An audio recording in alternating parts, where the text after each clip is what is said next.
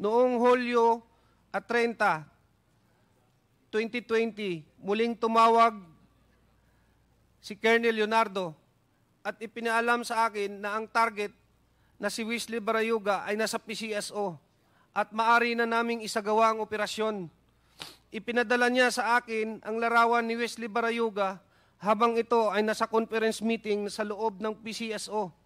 Sinabi ni Colonel Leonardo na ang larawan ni Wesley Barayuga ay kinuha at ipinadala sa kanya ni Ma'am Garma.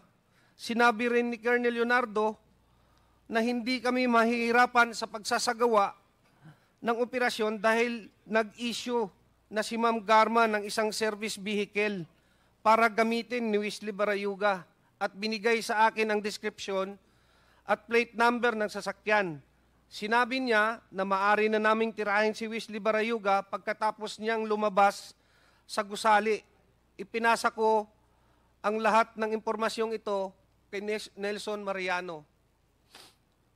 Matapos na matagumpay na naisagawa ang operasyon, ipinaalam sa akin ni Police Colonel Leonardo na si Ma'am Garma ay nagbigay ng 300,000 bilang kabayaran para sa aming trabaho. At ito ay iaabot ni Tox sa aking middleman na si Nelson Mariano. At nang magkita kami ni Nelson, inabot niya sa akin ng halagang 40,000 bilang aking bahagi sa kabayaran.